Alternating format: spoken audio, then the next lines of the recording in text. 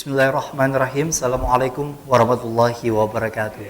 Bagaimana kabar Anda pemirsa Duta TV? Senang sekali rasanya saya Gusti Muhammad Hermawan dapat menjumpai Anda dalam program Majelis Sore, Majelis Kita Semua.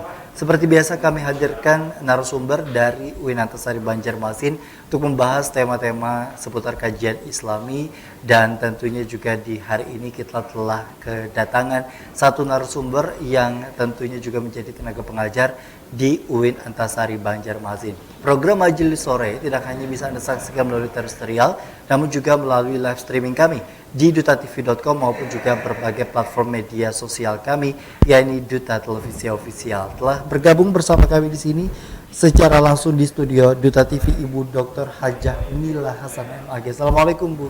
Waalaikumsalam warahmatullahi wabarakatuh. Kabarnya bagaimana hari ini? Alhamdulillah, khair, baik. Alhamdulillah. Tentunya kalau Ibu Mila sendiri dari tahun berapa Bu? Kalau boleh sharing di UIN Antasari Banjarmasin? Saya mengajar PNS dosen di sana dari tahun 2005. 2005. Iya, 2005, kurang lebih 16 tahun nih Bu ya. Iya. Di Fakultas Tarbiyah dan Keguruan UIN Antasari.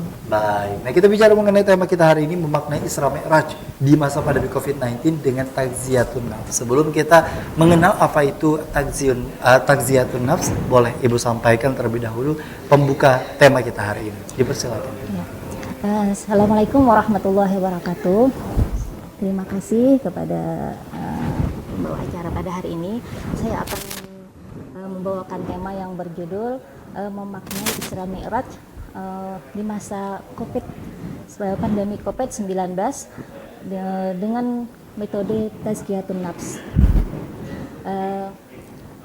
Insya Allah besok kita akan merayakan Isra Mi'raj. Nah, tanggal 27 Rajab itu besok Kamis untuk tahun 2021 ini. Dari segi sejarah, Isra Mi'raj ini adalah semacam bentuk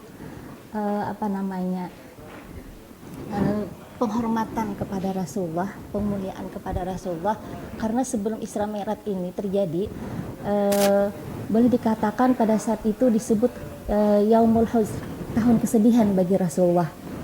Sebelum Isra Mi'raj ini terjadi, meninggalnya paman beliau Abu Talib. Kemudian 2 bulan kemudian meninggal istri beliau, Siti Khadijah. Terus ketika beliau berusaha untuk mendapat dukungan di masyarakat Taif, di sana pun beliau mendapatkan penghinaan yang luar biasa dengan dilempari batu dan sebagainya. Sampai-sampai malaikat menawarkan apa perlu kita membalas kepada Rasulullah. Tapi beliau tidak mau melakukan itu, ya kan, seperti itu. Betapa mulianya hati beliau. Nah, karena itulah untuk kalau kita refleksikan dengan masa saat ini, kita sedang ditimpa COVID-19 nih. Kemudian ditimpa lagi di Kalimantan Selatan ini musibah banjir. Anggap saja kita banyak kehilangan. Ada yang kehilangan orang-orang yang mereka cintai juga, ada juga yang kehilangan harta bendanya. Maka sebenarnya itu sudah terjadi pada Rasulullah, ya kan, terjadi pada Rasulullah. Nah, oleh karena itu sudah selayaknya lah kita bijak juga dan menjadikan contoh kepada Rasulullah bahwa Isra Mi'raj ini bagaimana sih memaknainya setelah musibah itu terjadi. Nah, kayak begitu. Nah, kemudian dengan kondisi kita yang serba terbatas ini, ya kan, di masa pandemi kita mengalami pembatasan sosial. Ya, tidak boleh mengadakan mengumpulkan orang banyak. Kemudian sudah kebiasaan kita dari kecil kalau nyama Isra Mi'raj itu kan rame-rame kumpul-kumpul di masjid atau musala. Tapi faktanya tidak lagi seperti ini. Kalaupun mau harus ada pembatasan tadi. Nah, kita mencoba menawarkan bagaimana kalau kita menggunakan metode tazkiyatun nafs, yaitu memperbaiki hati kita, jiwa kita. Karena ketika Isra Mi'raj itu kan ada hati yang telah dibersihkan, yaitu hati Rasulullah yang akan dibersihkan oleh malaikat Jibril pada saat itu. Maka dengan tazkiyatun nafs ini, maka makna Isra Mi'raj ini tetap menjadi suatu hal yang luar biasa bagi kita meskipun dalam kondisi yang keterbatasan. Nah, sebelum itu memaknai Isra Mi'raj di masa pandemi COVID-19 ini, satu hal yang perlu kita pahami dari contoh Rasulullah itu, bahwa sebenarnya Allah itu menyayangi hambanya. Karena Allah menyayangi hambanya, setelah ditimpa ujian pasti ada kemudahan, pasti ada pahala yang ditunggu gitu kan, yang akan diberikan. Kemudian sebenarnya cobaan ini itu adalah untuk meningkatkan kualitas keimanan seseorang. Nah, terus maknanya juga Isra Mi'raj ini ditutup dengan perintah sholat ya kan. Ya. Nah, sholat itu pertama kali diperintahkan adalah ketika Isra Mi'raj 50 kali loh dulu. Dengan negosiasi dengan Nabi Musa kan disuruh kamu umat kamu tidak akan sanggup, akhirnya 5 kali, tapi dengan kebijakan bahwa meski 5 kali tapi sama aja dengan 50 kali ya kan, seperti itu kualitasnya.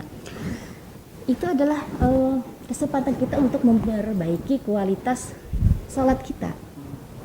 Kemudian kita harus juga memaknai Isra Mi'raj ini kenapa sih terjadi pada malam hari. Nah, karena terjadi pada malam hari, maka di situ kita juga harus memperbaiki ibadah kita pada saat malam hari itu. Nah, kemudian satu hal yang paling berat cobaannya itu adalah ini adalah mempercayai dan meyakini adalah kekuasaan Allah. Karena itu kan dari segi saintifik itu agak ada kontradiksi, ya kan?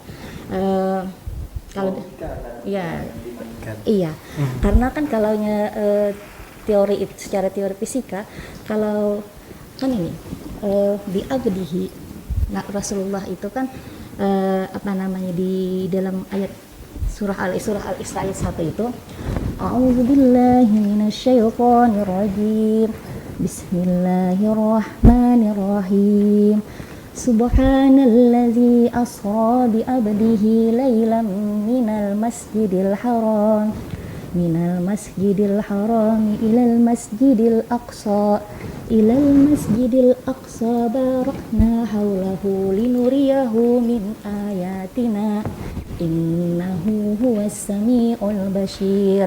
Di sana ada kata li abdihi, berarti Allah itu Nabi Muhammad itu di Isra Mi'rajkan itu sebagai hamba abdi itu suatu manusia yang utuh, berarti dia dengan jasad dan selengkapnya itu. Nah, sedangkan secara teori sains itu, kalau Jibril tidak masalah, dia dari cahaya akan mudah menembus batasan seperti itu. Tapi kalau kita manusia, ada 2 teori yang memungkinkan kalau kita menembus kecepatan yang kecepatan luar biasa seperti itu. Pertama, kita akan terbakar, hancur. Yang kedua adalah kita akan tercerai-berai, seperti itu. Nah, tapi kita harus meyakini itu, meyakini bahwa itu adalah kekuasaan Allah. Nah, itu seperti itu. Baik, itu artinya memang dengan kondisi seperti itu ada kontradiktif di tengah-tengah ketika saintis itu dijadikan sebagai acuan atau landasan ketika seseorang untuk memaknai Isra Mi'raj itu tadi. Tapi ketika kita bicara mengenai Isra Mi'raj yang memang paling familiar dan mungkin dari anak-anak pun juga sudah mengetahui bahwa memang Isra Mi'raj adalah perjalanan Rasulullah begitu ya, yang kemudian juga dari Masjidil Haram ke Masjidil Aqsa, kemudian juga dari kemudian kita ketahui Baitul Maqdis, kemudian juga ke Sidratul Muntaha, yang menjadi bagian cerita yang digambarkan seperti apa Isra Mi'raj itu sendiri. Kalau kita bicara mengenai cerita awal mulanya mungkin sebagai bentuk untuk kita sama-sama mengingat kembali, flashback kembali begitu. Dengan kondisi seperti itu, masyarakat memang memerlukan akan sumber yang kurang lebih sama itu dalam satu ringkasan yang memang bisa diterima, walaupun juga itu tadi berkaitan dengan kadar keimanan seseorang untuk menerima dan langsung percaya begitu. Tapi secara singkatnya mungkin dari Bu Mila menggambarkan ketika misalkan anak-anak bertanya apa itu Isra Mi'raj, jawaban apa yang mungkin bisa dipersiapkan secara sederhananya untuk dijelaskan kepada mereka? Secara sederhana gitu ya. Ya, Isra Mi'raj itu adalah pertama dari ketika saya anak juga begitu ya, pasti orang tua akan ya bertanya seperti itu. Maka pasti akan jawabannya seperti ini. Itu adalah perjalanan Rasulullah dari Masjidil Aqsa ke dari Masjidil Haram ke Masjidil Aqsa dilakukan pada waktu malam hari, dan kemudian setelah itu dari Masjidil Aqsa lalu ke Sidratul Muntaha. Nah, kalau anak-anak kecil, kalau anak-anak SD biasanya kok bisa ya terbang gitu, bagaimana bentuk buruknya gitu kan, padahal kan buruk itu asal katanya barkun itu artinya cahaya. Jadi bukan dimaknai bahwa itu tunggangan secara utuh sebagai hewan gitu. Itu memang ada beberapa penafsiran sih, ada berbagai macam penafsiran, ada memang buruk itu seperti itu, hadisnya memang juga ada, itu kan dari perspektif hadis juga ada. Tapi tidak masalah, anak-anak untuk sementara mereka perlu sesuatu yang konkret kalau anak-anak.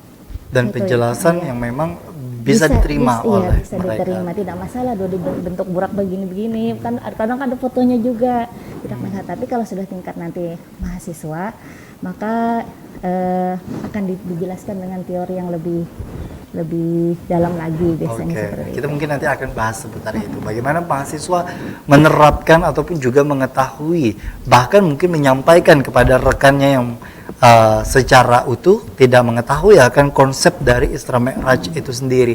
Kita akan kembali usai jeda, tetaplah bersama kami dalam program Majelis Sore, Majelis Kita Semua.